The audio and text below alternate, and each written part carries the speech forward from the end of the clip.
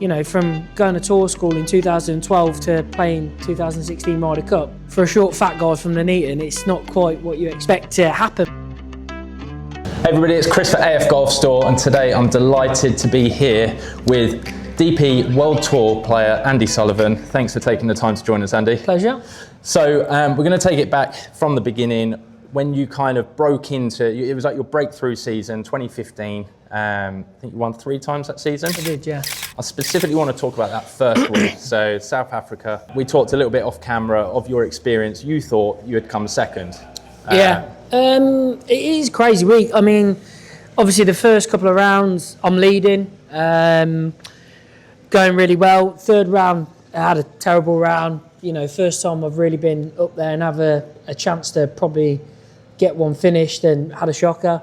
Found myself 5 or 6 back going into Sunday. You relax, go out and play great, shoot 6 under, finish probably like an hour and a half before Charles got to finish.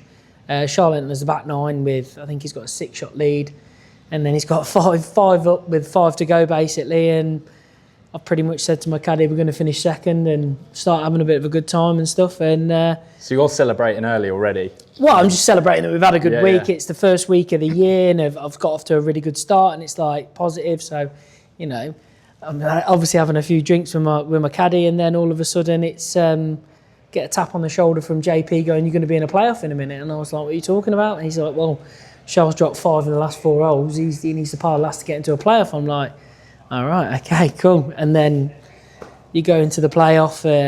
We both hit poor tee shots. I hit my lefty, hits it right, he chips out. And my caddy goes to me, should we chip out and try and make par? And I was just like, well, we were second an hour and a half ago. If I go for that gap, we're either going to win or finish second again. What's the worst that can happen? I'm not really that bothered.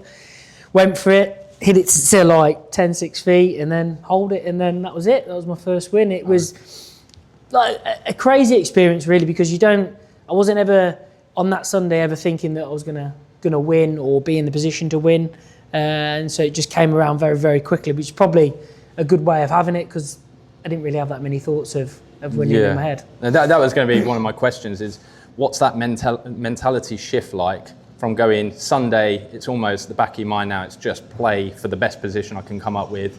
Might be a little bit away from the lead, knowing that Charles still 6-shot lead or whatever he said he was. Just go out and play. Just go out and play and finish and try and get in the best position I can at that time. Do you know what I mean? Obviously, it's a lot different now being, you know, that was probably my 3rd year on tour. This is my 14th. And, you know, your mentality shifts. You know roughly of what you got to do and what you haven't got to do. And, you know, mentally, you know, if I knew what I knew now back then, I'd have been in a totally different place. You know, you try...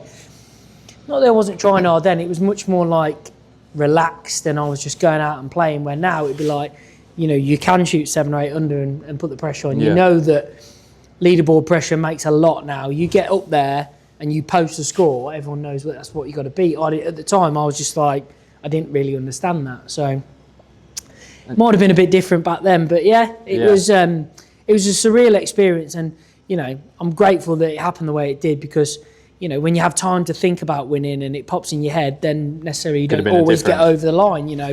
Yeah. Because it happened so quickly for me, it was easy for me just to get over the line, I think. Charles Schwartzel, Masters winner as well. Did that ever play in your mindset of the fact that, oh, wow, I'm not only in a playoff to win my first DP World event, but now it's against a Masters champion? I think when you get to that level, I think you just want to beat whoever is in front of you, whether they're world number 1 or world number 1,200. You're not bothered. You're just thinking to yourself, look, I've got to just go out there and beat this guy in especially in a playoff. You know, when it's a one-on-one thing, you're there going, right, this is motto. Let's get it on. Do you know what I mean? So just mention about Masters champion. Obviously, you've had a career that, when we were growing up, it's what we would have dreamt of, and you've played all the majors. The Masters is the one, though. We all talk about that. We come around to the beginning of the season, Masters comes on television, sets the scene for the season. What's that experience like? Again, it's at the start of when it all started for me. It's not something that I really ever thought about. Not that I didn't think I was ever going to get there. It just never really came into my mind that I was ever going to play the Masters. Again, I think about now, came around very quickly for me. Within 3 years being on tour, the next year I'm playing in the Masters. Again, unbelievable. It's just like a playground. You get there and everything's pristine, and you see your stuff on telly, which doesn't do it justice. The slopes, the greens, everything. My first Masters experience, I don't know if you remember, but do you remember when Ernie was having that trouble on the first green and he was having like about, I think, six putts or something like that? I'm in the group behind him. Oh. So it's my first ever Masters, and I'm watching this guy just who's, finished second here, 3 or 4 times, something like that, to Tiger, and I'm just like, turn around to my caddy and I go, this ain't easy, this place, is it? Do you know what I mean? This guy's played here like 12 or 10, probably more than that, and he's 6-putting the first green. It's my first time, and I'm thinking, holy shit, sort of thing. This is going to be, But again, it's just everything. It's like you turn up to certain places, like you turn up to football grounds and they have that aura about them. That's exactly what Augusta has. It has this aura about it of how special it is and the history and everything. And it's a place where even if you're not a golf fan, I think you get there and you turn up and you get excited and you get the goosebumps of you understand what this is about. Yeah.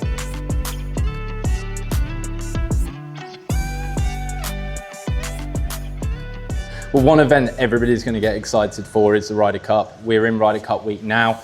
You've had that experience.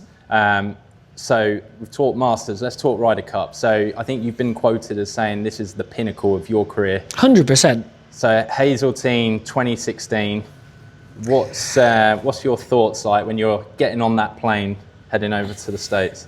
Pride, you know what I mean? I'm one of 12 representing my continent.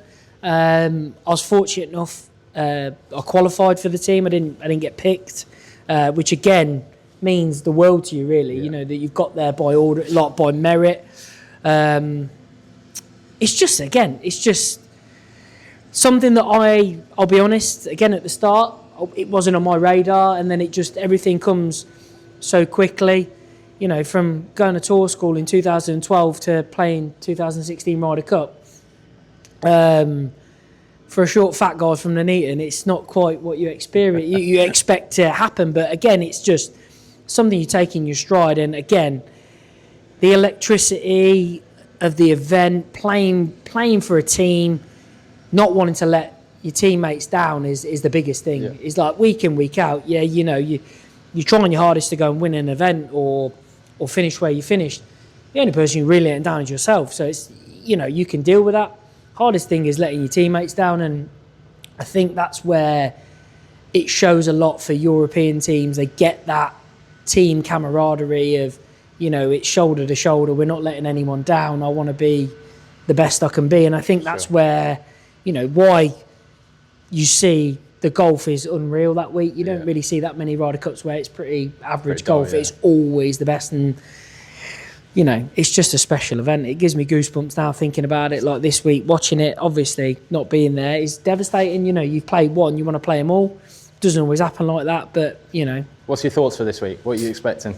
I think it's going to be close. I think it'll be really, really close. I think Europe are in their best position with hardly any change in the team. Luke being the captain again, I think they're in the best position to win on American soil. Don't get me wrong, I think Americans are going to be strong, always are. Home advantage is massive, as we've seen. I think it's something like 10 out of the last 11 Ryder Cups have all been won by the home side. So home advantage is huge, but I actually genuinely feel like Europe could do it. I think it will go down to the wire, though. I've got that feeling that, it's going to be a very close one. If I was a betting man, I'd probably go for the draw and Europe retain it. Well, there we go. So Europe for the retain. Let's hope that comes true. Andy, a massive thank you to you. A big thank you to Titleist for making this happen. Pleasure. Thank you very much. Enjoyed it.